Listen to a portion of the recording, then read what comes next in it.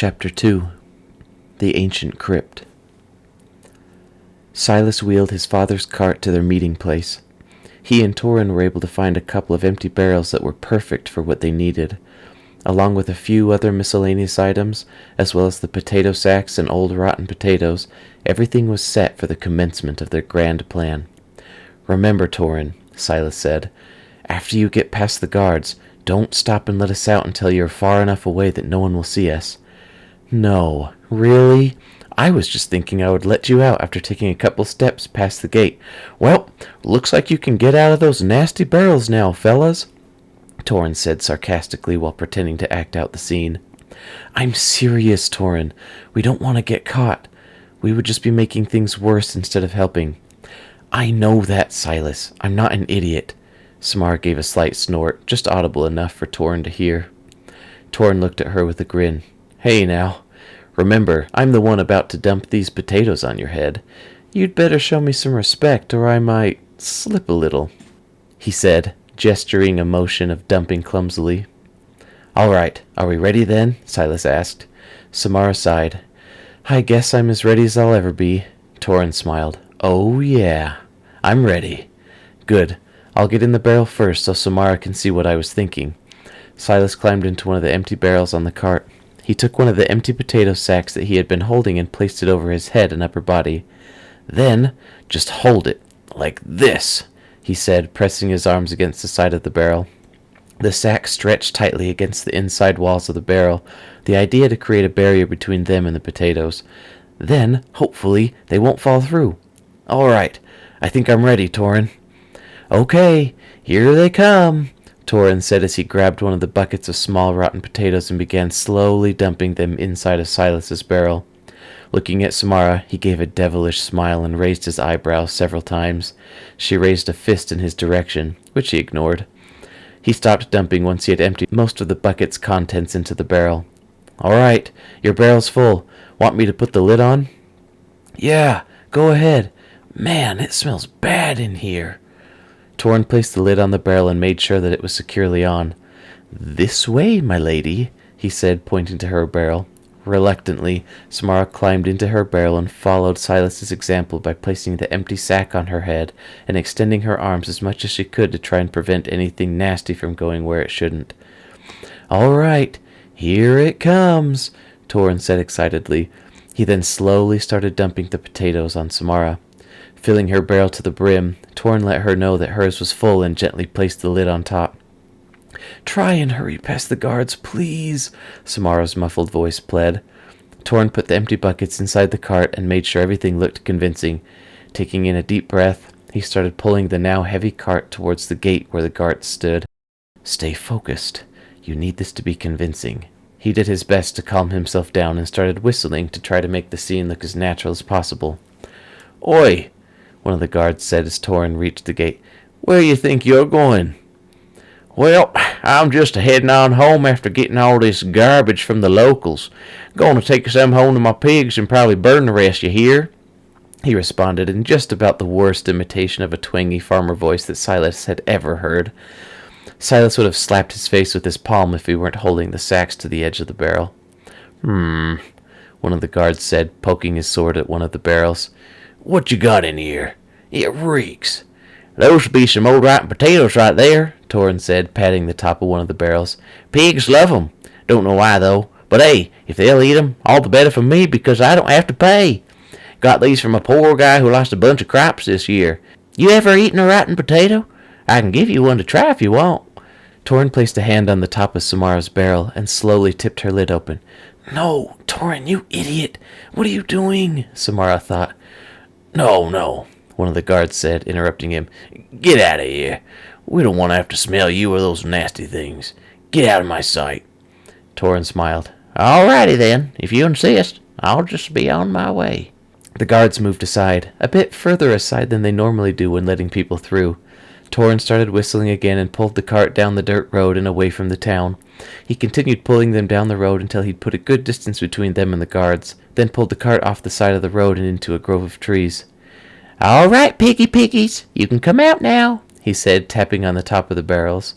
Both Silas and Samara shot out of the barrels and gasped for air, ripping the sacks off their heads and spilling rotten potatoes on the cart and ground. "I'm not doing that again," Samara exclaimed. "I could hardly breathe, and what I could breathe was disgusting." She clambered out of the barrel and took several deep breaths of fresh air. Although he could taste rotten potatoes in his mouth, Silas was pleased that his plan had worked. "You really outdid yourself there, Torin." Torin gave him a thumbs up. "Yeah, I was pretty good, wasn't I?" Silas smiled and shook his head. "All right, let's head to the crypt then. I think I still remember the way." They pushed the cart deeper into the grove of trees in hopes that no one would see them from the road. Grabbing a lantern, a few torches, and their flintstones from the cart, they headed towards the crypt. The ancient crypt was about an hour walking distance from the city of Shilverst. They'd heard several stories about the crypt growing up from their parents, friends, and other adults, but no one really knew what it was used for. No doubt several of the stories that they'd heard were a bit exaggerated, but one thing was certain. The ancient crypt had once been a place where a great evil lived. From stories, they'd learned that the crypt had been built by an evil darkness mage named Ericorn. Rumor had it that Ericorn was obsessed with learning many ancient, lost techniques of darkness magic. Stories told that he was working with Melos and was one of his right-hand men. His downfall came when rumors spread that he might be up to something nearby, and the Council of Light eventually found the crypt and were able to kill him before any of his plans came to fruition. The details of what he was up to in the crypt always varied wildly in the stories that were told. Some said he was trying to figure out how to use darkness magic to have eternal life. Others, that he was working on a project for Melos so that together they could create a world of never-ending night. Members of the Council of Light that had come to Shilverst to stop him might have known his true intentions, but Silas was pretty sure that they had all returned to Sinmir after his death. "I see it!" Samara shouted. "The opening is over here!" They had been in the general vicinity of the crypt for some time now, but were having difficulty finding the small entrance. Even with the obvious signs of destruction from when the Council of Light had been here, the small opening was difficult to spot. The entrance hid between several rocks in a small ravine. A small opening in the ground connected the entrance to an old cave that led downward into the earth. "Great job, Samara," Silas replied, lighting his torch. "Let's stick together. We don't want anyone getting lost or hurt." "Or scared," Torin said, gesturing at Samara. Samara just rolled her eyes. "Why don't you lead the way then, Torin?" she said, putting her hand out in front of her. "Fine by me," he said, holding his torch out in front of him. He climbed over and around the large rocks that hid the entrance and then squeezed himself into the small hole. After helping Silas and Samara down into the hole, they turned towards the long tunnel that led downward into the earth. The tunnel started out small, but gradually grew larger until eventually they could all walk without worry of smacking their heads. The air was musty and heavy, making it slightly hard to breathe. An audible drip, drip, drip could be heard from the surrounding stalactites dripping water into the pools beneath them. The cold air from the cave made Silas shiver as he waved his torch in front of him. "It's colder than I remember," Samara said out loud, her voice echoing slightly off the cavern walls. The smooth stone floor was somewhat damp and made the air around them feel more humid than outside. The humidity seemed to amplify the cold that the lack of sunlight brought to the cave. Holding the torches above their heads, the three continued their way down the cave. Each step brought a deeper cold and additional worry to Silas. Was he really doing the right thing coming here? Eventually, a forked path caused them to stop. Remembering that the cave continued to the right, but the actual crypt itself was located to the left, they headed that direction. Small crystals embedded in the cold stone of the cave caught the light that danced off their torches, almost seeming to absorb it and radiate the light as its own. "This really is kind of a cool place," Torin said to the others. "I wish it weren't so far outside of town. Then we could come here more often." "Yeah, and if the guards would actually let you through without having to go through so much trouble," Silas added. Shadows of a broken doorway grew at the end of their vision as they finally approached the opening of the crypt. A large wooden door, broken and soaked with moisture, hung on only one hinge against the stone-carved entrance. An eerie skull was painted on the outside of the door. Strange runic markings that were carved into the wood at the top of the door dripped with condensed water. A white bone handle curved out towards them, offering its help for passage. Choosing to ignore the creepy door handle, Torin turned sideways and was able to squeeze through the door and into the crypt. Silas and Samara followed, and found themselves standing in a large open room. Piles of bones were scattered across the ground. Most of them looked human, though there were some that Silas could not identify. Books with torn pages laid strewn about the floor, along with all sorts of strange-looking tools and other items of unknown uses. "Why did the Council of Light not clean this place up after they killed Arakorn?" Torin asked. "Would you want to stay in this creepy room any longer than you had to?" Samara replied. "I wouldn't want to have anything to do with the evil darkness magic Arakorn had been messing with. They probably just did what needed to be done, then got out of here." "We'd better get started," Silas said, then began looking for things that might catch the eye of a traveling merchant. Almost everything he found gave off a creepy vibe that only a twisted mind would appreciate. A couple of candlesticks that looked like they might be made of silver caught his attention, so he placed them inside one of the empty potato sacks he'd brought with him. The main room branched into several smaller rooms, each with their own varying degrees of creepiness. Following no particular method of approach, he stumbled upon a heavy bookcase that looked to have had something shiny glinting just out of reach behind it. "Hey, I think I see something," Silas called to the others. He tried to reach his hand behind the bookcase, but the object was just out of reach. He placed his hand on his chin, then began searching for something long and skinny. A corner that somehow seemed darker than everything else caught his attention. Walking towards the corner, Silas saw what appeared to be a broken sword stuck inside of a skull made of deep black stone. Curious, he examined the sword. The sword's blade immediately caught his attention. The sword's sharp blade was black as night. With squinted eyes, the color of the blade blended into the surrounding darkness so well that it almost looked like its hilt was hovering in mid-air. The hilt of the sword was a rusted steel. A stone, the same midnight black of the blade, sat in its pommel. Silas rubbed the black stone with his finger. His mind caught upon the mysterious presence that the sword seemed to emit. The stone beneath his finger was smooth and cold, much colder than he expected. His curiosity was fully engaged now. Carefully, he began running his hand along the side of the blade. Just as the stone, the blade of the sword felt colder than it should have, like it had been dipped in an icy river and left to freeze. He continued examining the metal blade until he came to the skull it had been stabbed into. The skull looked surprisingly real, despite it being made of stone. The only thing that made it look different from a real skull was a dark black stone that sat right in the center of the forehead. His eyes met the stone, gripping his gaze. Like a magnetic pull, he found himself strangely fixated upon the deep black mystery that emanated from the stone. He almost thought he heard a string of whispers tickle his ear as he slowly reached his hand towards the stone. His finger caressed the smooth surface of the stone, and the entire room went pitch black. Somehow, he was no longer holding his torch. Everything in the room had seemingly disappeared. All light had been extinguished. He stepped backward in surprise and fell over, landing upon a completely unseen floor.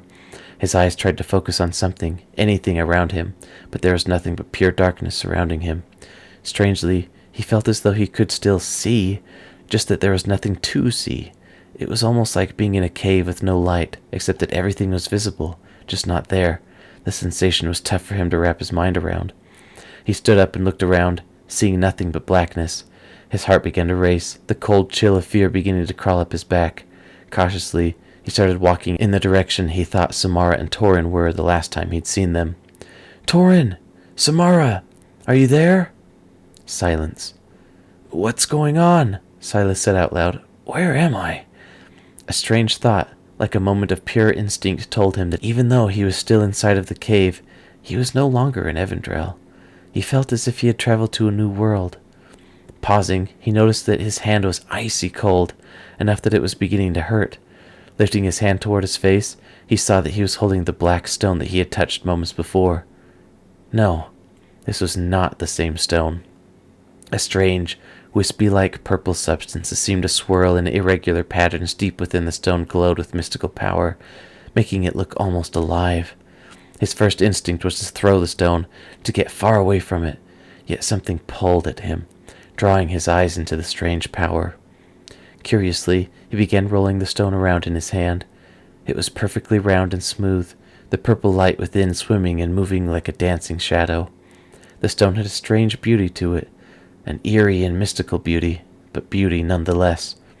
He continued looking into the stone, mesmerized by its strange beauty, when suddenly he heard a faint whisper coming from behind him. Startled, Silas spun around. Through the blackness, he thought he saw a faint image of something circular in the distance. Against his better judgment, he started walking towards it. Whispers entered his mind again, louder, but still not clear enough to decipher. What am I doing? He thought to himself. What am I doing? Yet despite the better judgment of his mind, his body continued to walk closer. The whispers beckoned to him once more, its soft hush gliding through the darkness into his ears. Silas continued walking towards the object.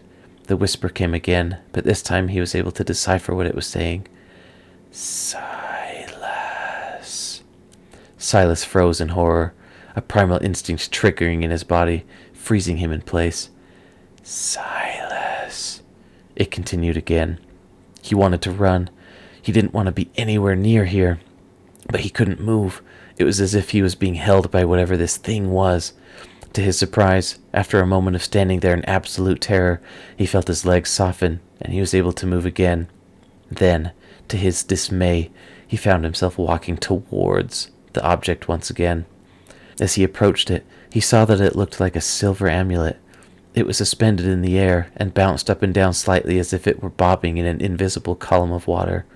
The amulet was about the size of his closed fist, with 6 circular indents that looked as if you could place something small inside of them. There was one slightly larger indent right in the center, surrounded by a darker metal ring that swirled outward and around the smaller indents. In between each of the outer indents were engravings that Silas didn't recognize. A long silver chain connected itself to the top of the amulet, making it appear to be hanging upon some invisible force. Silas, the voice continued. Not knowing from whence the strength and courage came, Silas reached out his hand and grabbed the amulet.